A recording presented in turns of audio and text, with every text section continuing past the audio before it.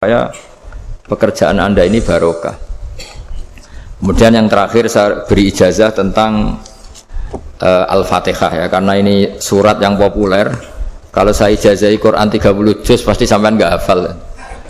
Atau ijazah surat Baqarah. Kalau mau Baqarah mau. Ijazahi surat Baqarah mau 2 juz setengah. Mau Mas Asep? Ya Fatihah aja yang gampang ya. Nah, ya kulhu Fatihah ini paket ringan ini. Tapi pahalanya apa? Besar. Ini beda ya, artinya selama ini mungkin Anda baca tapi monoton ya. Tapi ini saya bacakan teks aslinya tentang istilahnya itu mazaya itu kelebihannya Fatihah.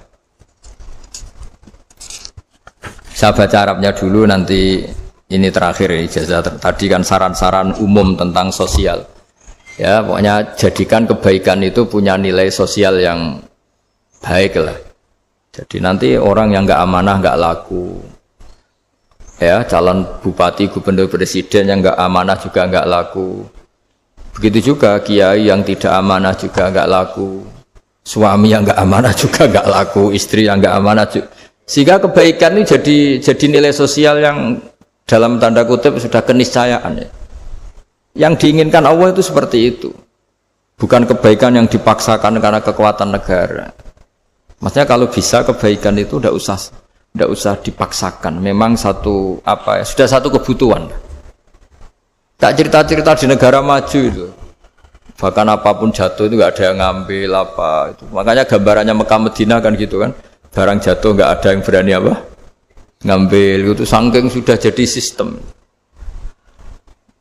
Sehingga banyak negara di Eropa itu yang sampai nggak punya tentara, nggak punya polisi karena kebaikan sudah.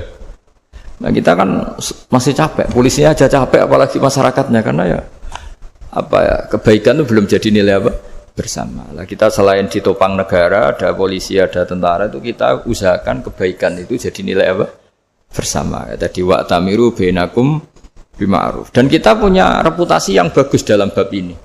Saya masih ingat kecil saya itu yang jilbaban hanya keluarga kiai. Sekarang rata-rata masyarakat itu jilbaban. Dulu yang sekolah SMP, SMA itu jilbaban kadang dulu malah dilarang ya, harus sama seperti itu seragamnya. Sekarang sudah boleh. Dan nyaman. Lama-lama yang dapat simpatik ya yang pakai pakaian model tertutup seperti itu. Lama-lama gampangane cara wong golek mantu ya golek yang seperti itu daripada yang blodor. Lama-lama jadi nilai bersama. Ya ingin saya seperti itulah. Di terminal juga sama. Orang mau makan cari warung yang kelihatan ada ayat kursinya, pakai jilbab, atau paling enggak dia enggak mungkin lah nyuguhkan yang tiren atau yang haram. Akan ada garansi sosial. Ada apa? Ada garansi apa? Sosial. Dengan penampilan yang soleh itu kan masa iya nyuguhkan oplosan babi itu misalnya itu. Jadi nilai sosial itu harus benar-benar jadi nilai yang, sehingga negara biar gak capek-capek. Polisi juga gak capek kan, karena tugasnya corong Jawa mau ngawat-ngawati tok, tapi sudah tidak perlu tegang karena kebaikan sudah jadi nilai apa bersama. Ingat-ingat ya ayatnya tadi, wa'tamiru bainakum bima'ruf. Jadi kebaikan itu harus jadi nilai bersama. Iktimar itu menjadi urusan bersama. Makanya kalau kita rapat besar disebut apa? Muktamar. Muktamar itu urusan bersama. Ya tadi imamnya sholat juga menopang Gojek karena enggak lama-lama nopang Grab, nopang Kernet, nopang penjaga Indomaret, penjaga bensin, pom bensin. Lah dia hanya punya waktu 5 menit terus imamnya baca Baqarah kan. Iya imamnya mursyid, mungkin dia tambah lama tambah dapat aplaus dari muhibbinnya, tapi makmumnya dia tambah lama tambah dapat penghormatan dari pecintanya, tapi kitanya wah khusyuk wali kan, dia dapat status naik lah. Kita yang sudah tidak ikut jadi wali diganggu apa pekerjaannya. Kalau ada imam seperti itu sampai mufaroqah saja, niat ya Allah sampai sini saja saya makmum orang itu, silakan orang itu punya urusan sendiri dengan jenengan, ya sudah, atau salib saja apa. Nah, itu boleh kalau dalam fikih namanya apa? Mufaroqah. Mufaroqah itu niat. Tapi kamu jangan langsung selonong mufaroqah, niat dulu. Pamit sama Allah bahwa sekarang mau mufaroqah. Tapi ya jadi sholat yang aneh kan, imamnya masih rukuk, kamu terus sujud, terus apa-apa selesai ya. Mungkin dalam pandangan itu orang lain ini maksudnya makmum gimana ini kok begini. Tapi sudahlah Allah Maha tahu. Insya Allah dimaklumi. Ya saya baca tentang Fatihah ya, karena sampean pasti sering baca Fatihah. Supaya apa sekaligus jadi jimat lah gitu. Jadi kalau kamu sering di jalan-jalan yang mungkin sepi atau mungkin kan tidak semua teman Grab itu nasibnya bagus yang di Semarang Jogja. Mungkin yang di Kalimantan di Papua kan ada yang 10 kilo gak ketemu rumah, ya kan? Ya lihat di TV itu kan kasihan kan, sudah 10 kilo gak ketemu rumah, penumpangnya kewekar preman tuh kan, ini makan orang enggak kan gitu. Kan ujiannya dua, kalau penumpangnya cantik itu ya kecoba syahwat, kalau preman takut, jadi orang itu selalu ujian itu. Sing sedengan itu kan jarang orang itu. Jadi kalau penumpangnya perempuan cantik ujiannya itu syahwat, kalau preman ujiannya ketakutan. Kalau orang yang lemah bawa uang ujiannya kamu ingin garong. Jadi hidup itu memang semuanya ujian. Liyabluwakum ayyukum ahsanu amala. Makanya saya sering ditanya oleh teman-teman, Gus, nah ujiannya kenal wong wedok elek piye sama? Kenal wong ayu ujiannya syahwat, kenal wong elek ujiannya ngenyek, itu sama-sama dosa. Syahwat ya dosa, ngenyek juga dosa. Wah elek keriting untune metu ya dosa ngomong gitu. Kadang-kadang orang berpikir enak kancanan wong elek gak dosa. Kata siapa kancanan wong elek itu ya dosa karena bawaannya ngenyek. Ngenyek itu menyepelekan itu. Makanya saya itu ya nggak mau berteman sampean. Nanti kan bawaannya ngenyek atau seneng ya tidak tahu. Ya sudah ada takdir saja kalau ketemu ya tak ulang ngaji gitu. Tapi ini ngaji terakhir, setelah ini ngaji biasa aja, tidak usah resmi gini. Ngaji kok resmi aneh. Pokoknya nanti suatu saat kalau pandemi sudah berlalu saya akan ngaji Rebonan, ini ngaji. Ini ngaji yang kurang bagus karena ngatur kiai kurang berkah ini. Nanti tapi ya lumayan lah masih mau ngaji. Ngaji kok tanggal ini jam ini. Sekarang suatu saat kamu tak panggil, Mas Wahyu datang ke sini jam ini, tidak mesti bisa. Mungkin pas ada acara apa, maaf ke sini pas ngecek pas apa. Gitu. Jadi ya sudah tapi tak maafkan, enggak apa-apa. Takdir ya. Tak bacakan supaya sampean tahu keramatnya bismillah. Nah, sebelum saya bacakan bismillah Fatihah, tak beritahu tentang ilmu tafsirnya karena ini penting sekali. Fatihah itu dawuhnya Allah, tentu itu dawuhnya Allah. Saya ulang lagi, itu kalam Allah. Tapi yang sudah diberikan kesampaian ke kita semua. Sehingga seakan-akan itu menjadi dawuhnya kita ke Allah. Jangan salah loh ya. Fatihah itu dawuh Allah tapi sudah diberikan ke kita. Sehingga posisi kita itu yang punya itu. Nah kenapa ini perlu dijelaskan? Karena nanti ada kalimat iyyaka na'budu wa iyyaka nasta'in. Kalau itu masih kalam Allah, berarti Allah ngomong ke kamu, ngendikan ke kamu, kepadamu aku menyembah. Masa Allah menyembah kamu? Nah sehingga ilmu tafsir itu menyelesaikan itu dulu ya. Saya ulang lagi ya, sebelum sampean sering baca Fatihah, aku yakin ya sering baca. Tapi barokahnya tidak paham itu tidak pernah janggal.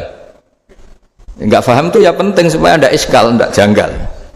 Sebetulnya di kalimat itu ada yang janggal. Kalau Fatihah itu kalimatnya Allah atau kalam Allah, bagaimana dengan kata-kata iyyaka na'budu? Masa Allah ngendikan ke kita, kepadamu kami menyembah. Masa Allah menyembah kita? Maka penyelesaiannya secara ilmu tafsir gimana? Semua ulama mengatakan, bukan satu dua, semuanya mengatakan di Fatihah itu semuanya diberi kawalan kalimat. Saya ulang lagi ya, di Fatihah itu semuanya diberi awalan kalimat qulu, katakan wahai hambaku begini.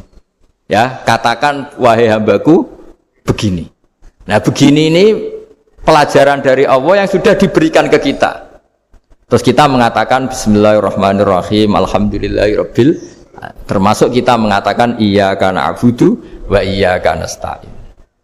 Jangan bayangkan Allah ngendikan ke kita. Kalau Allah ngendikan kita berarti gini, hei Wahyu, ihdinas siratal mustaqim, tunjukkan saya jalan yang benar. Nah nanti kamu terus, ya Allah, Anda aja minta tolong saya minta tolong siapa kan? Jadi panjang kan? Ya, saya ulang lagi ya. Jadi itu di Ulumul Quran diterangkan gimana? Sebelum baca Fatihah, ya. Fatihah itu kalamullah, ngendikane Allah, tapi yang sudah diajarkan ke kita dan sudah milik kita, sehingga kalimat itu menjadi milik kita. Tapi ya kalamullah, tetap kalamullah, tapi sudah menjadi milik kita. Udah paham ya? Ya pinter nah. Ya, karena kalau tanpa penjelasan seperti ini Anda akan iskal. Bagaimana Allah iskal itu janggal, bagaimana Allah mengatakan iya karena butuh. Kan jadi aneh ya? Ya, jadi tak jelaskan secara ilmiah ya. Jadi kata ulama-ulama tafsir, ayat-ayat Quran seperti ini sebetulnya dimulai dari qulu apa? Meskipun enggak dilafatkan. Itu kan sama dengan qul huwallahu ahad Muhammad. Katakan kalau Tuhan itu satu. Ya namanya Quran itu kan kalam Allah membina nabinya, membina umatnya. Makanya dikatakan atau enggak, di sini tersembunyi kata qulu, katakan. Ya. Jadi ya ibarat apa itu? Kamu ngajari anak kamu lah. Le, panggil jenengan bapak kula. Itu maksudnya anak itu, kalimat itu kalimat kamu, tapi kamu ajarkan ke anak kamu. Terus anak kamu bilang, Pak jenengan bapak kulo. Nah, ketika kamu mengatakan jenengan, bukan kamu mengatakan jenengan anakku, berarti anakmu itu bapakmu, kan lucu kan? Anak kamu ajari jenengan bapak kulo, kamu engkau bapak saya. Terus anak kamu mengulang jenengan atau kamu bapak saya. Berarti itu kalimat yang kamu ajarkan, tapi sekarang sudah milik anak kamu. Kalau itu kalimat kamu kan lucu, masa anak kamu bilang bapak. Nah itu seperti itu. Jadi ulama memberi solusi atau jawaban iya karena abudu. Iya itu sebelumnya ada kata-kata qulu, katakan wahai hambaku, hubungan kamu dengan saya adalah katakan iya karena abudu wa iya karena nasta'in. Terus hubungan kamu dengan saya katakan juga dalam doamu ihdinas siratal mustaqim. Jelas ya, jadi itu kalam Allah yang sudah milik kita karena diajarkan Allah untuk kita. Dong ya? Ya dong, gak jelas ya. Tapi bagus, gak jelas itu bagus. Kalau kamu jelas gak jadi dikrep, jadi gubernur.